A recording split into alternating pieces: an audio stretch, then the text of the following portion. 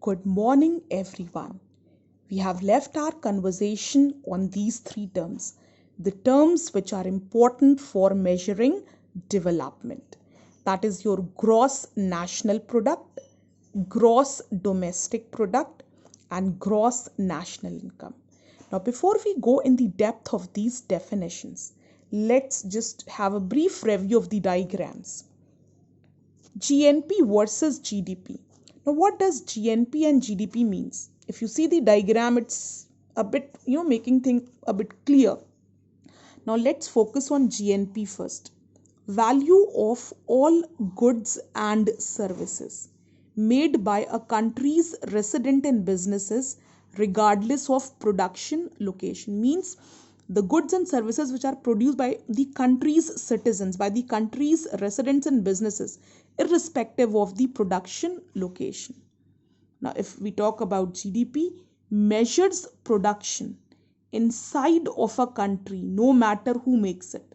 Right? No matter who makes it means it's not necessary that the country's citizens are only making. Maybe the citizens from other countries who have set up their businesses here, they are also making it. So that is a part of GDP. Over here, we are talking about the products which are produced by the country's residents only, right? The people who belong to that country, the people who are living in that country, the country's residents and businesses. That makes your GNP, gross national product.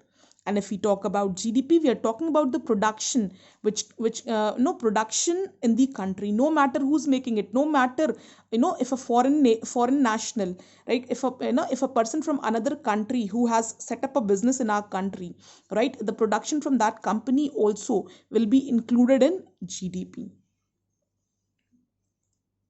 So what is gross national product? Measure of the total value of the officially recorded goods and services produced by the citizens and corporations of a country, specifying on the citizens, on the corporations of the same country. But it says the production, the location of the production does not matter. The production might be inside the country or outside the country's territory.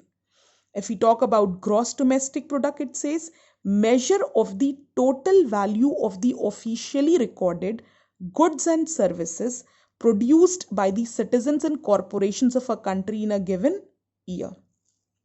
Now coming to gross national income, right? Gross national income measures income earned, including income from investment that flows back into the country. Like you do investments, you do global investment, the countries does global investment, so that investment flows yearly, that on a regular basis, that investment which you have done in other countries, that flows back into the country's economy and becomes a part of country's economy.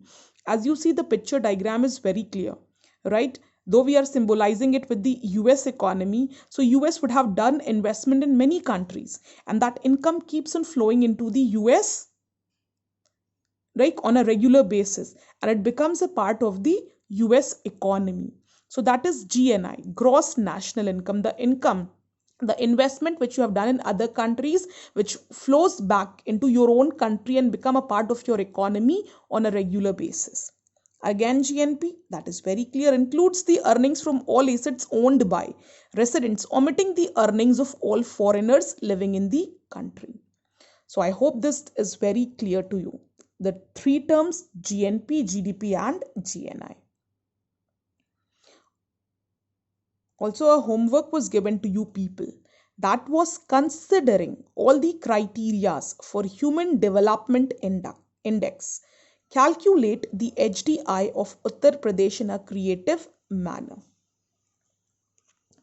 Now, income and other goals. What people desire are regular work, better wages, and decent price for their crops or other products that they produce. In other words, they want more income. People also seek things like equal treatment, freedom, security, and respect for others. In some cases, these may be more important than more income or more consumption. because material goods are not all that you need to live. Now, what we are discussing here is the development goals, which is different for different people. Many want more income, many want equal treatment, freedom, security, right? For them, this equal treatment, freedom, and security is above income. For many, income is the priority. For many, respect is the priority. So development goal is different for different people. Many desire for money, many desire for equal treatment, freedom, security, and respect. Money or material things that one can buy with it is one of the factors on which our life depends, on non material things mentioned above. There are many things that are not easily measured, but they mean a lot to our lives. These are often ignored, like equal treatment, respect, freedom, dignity. However, it would be wrong to conclude that what cannot be measured is not important. A very, very important line from your board examination point of view. Similarly, for development, people look at a mix of goals. The development goals that people have are not only about better income, but also about other important things in life. So what we have discussed in these two slides is the different development goals which people are having, right? Different people have different desires. Some desire for money, some desire for a better life, and some desire for equal treatment. For them, equal treatment, freedom, security, and respect is above all, is above money.